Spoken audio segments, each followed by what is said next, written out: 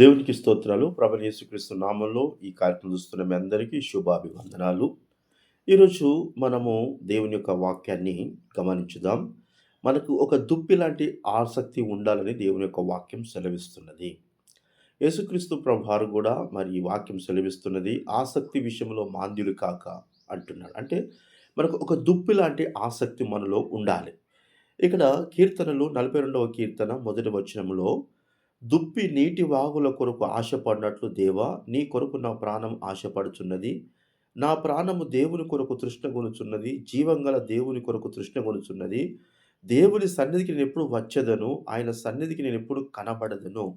అంటే ఎలాంటి ఆసక్తి మనకుండాలంటే, దేవుని సన్నిధి గురించిన ఆసక్తి ఉండాలి. దేవుని సన్నిధిలో మనము కనబరుచుకోవాలి. అంటే ఈ లోకములో మనకు చాలా పనులుంటాయి. చాలా బాధ్యతలుంటాయి. మనము వీటి విషయంలో అక్కడే స్ట్రక్ అయిపోతున్నాం కానీ, దేవునికి సంబంధించిన విషయంలో దేవునికి కనబడని ఆసక్తి. కొద్దిమంది ప్రార్థన ప్రారంభించిన తర్వాత పాటలయిపోయినంక కొద్దిమంది కనబడతారు. వాక్యం అయిపోయిన కొద్దిమంది కనబడతారు. అలా కాదు మనం. ఒక దుప్పి అయితే ఏ విధంగా నీటి వాగుల కొరకు, అంటే ఒక వాగు కాదు, కొన్ని వాగులు. అది ఏ విధంగా అయితే ఆశపడుతున్నదో, మనం గూడా దేవుని కొరకు అలాంటి ఆశ మన జీవితంలో కలిగి ఉండాలె. దేవుని సన్నిధికి మనము ఎంత వెళ్ళాలి అనే ఆసక్తి, మన పనే ముఖ్యము కాదు, దేవుని సన్నిధి ముఖ్యమనే ఆ మనసు మన జీవితంలో రావాలి. ఇక్కడ నీటి కొరకు ఎందుకు ఆశపడుతున్నది దుప్పి? దీని ద్వారా మనమేం నేర్చుకుంటాము అంటే, యోహాను సువార్త 4వ అధ్యాయము 14వ వచనంలో చూసినట్లయితే, యోహాను సువార్త 4వ అధ్యాయము 14వ వచనములో, 4వ అధ్యాయము 14వ వచనంలో యేసుక్రీస్తు ప్రభువారు చెప్తున్నాడు, నేనిచ్చు నీళ్ళు త్రాగువాడెప్పుడు దప్పిగొనడు అంటున్నాడు. అంటే ఒక దుప్పి అయితే ఏ విధంగా నీటి కొరకు ఆశపడుతున్నట్టు మనం ఆశపడాలి. ఎందుకంటే దేవుడిచ్చే నీళ్ళు అవి ఎలాంటివి అంటే ఎప్పటికి దప్పిలేని నీళ్ళు. అంటే ఎప్పుడు గూడా మనము దప్పిగొనకుండా మనము ఉండగలిగే ఆ నీళ్ళు దేవుడు ఇస్తానంటున్నాడు. చూడండి ఇక్కడ. అవి నిత్య జీవం. నేను వానికిచ్చు నీళ్ళు నిత్య జీవముకు, అంటే పరలోక రాజ్యానికి. అంటే ఇక్కడ మనము ప్రకటన గ్రంథం చూసినట్లయితే అక్కడ మరి కన్నీరుండదు, దాహము గూడా ఉండదు. ఈ దాహం అనేది ఇక్కడే. కనుక ఇక్కడ మనము దేవుని గురించి దాహము ఉంటే అక్కడ మనల్ని దేవుడు తృప్తితో మనల్ని నింపుతా అంటాడు.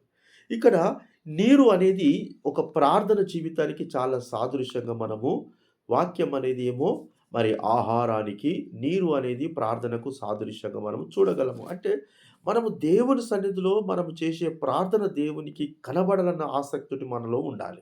ఇక్కడ కీర్తనలు 1:3లో, అతడు నీటి కాలువల యోన నాటబడినదై ఆకు వాడక తన కాలమందు ఫలమిచ్చు చెట్టు వలె ఉండును. అతడు చేయనంత సఫలమవును. అంటే ఒక నీటి దగ్గరికి మనము దేవుని సన్నిధికి ఎప్పుడైతే కనబడాలి మనం పోతామో, మనం ఆ ప్రార్థన చేసుకొని వచ్చాక ఏ పని చేసినా ఈ ప్రార్థన మనలో సఫలం చేస్తా అంటది.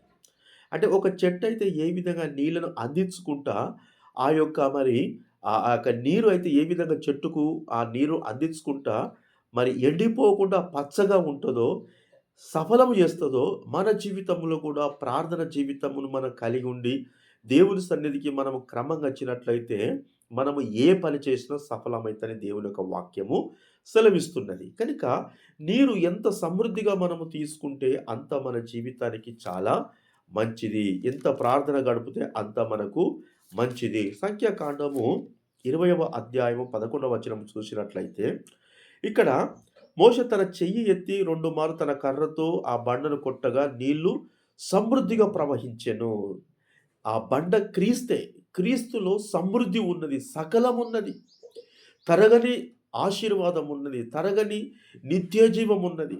కనుక మనము మరి దుప్పి నీటి కొరకు ఎట్లా ఆశపడుతున్నదో, అంటే ఆ దాహము పరలోకములో మరి నరకంలో చూసినట్టే దాహము కొరకు ధనవంతుడు మరి బాధపడ్డట్లు మనకు ఈ లోకంలో దేవుణ్ణి మనము తీసుకున్నట్లయితే పరలోకములో మనకు నిత్య జీవంలో సమాధానం ఉంటది గానీ, మనకక్కడ దాహం అనేది ఉండదు.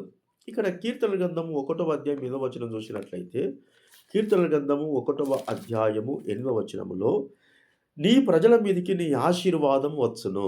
అంటే మోషే కాలములో బండల నుంచి నీళ్లు ఏ విధంగా సమృద్ధిగా వచ్చినాయో, మనము దేవుని సన్నిధికి కనబడాలని, మనము దుప్పి లెక్క ప్రార్థనకు మనం ఎంత ప్రియారిటీ ఇస్తామో, అంత సమృద్ధి ఆశీర్వాదం మన మీదకొస్తది.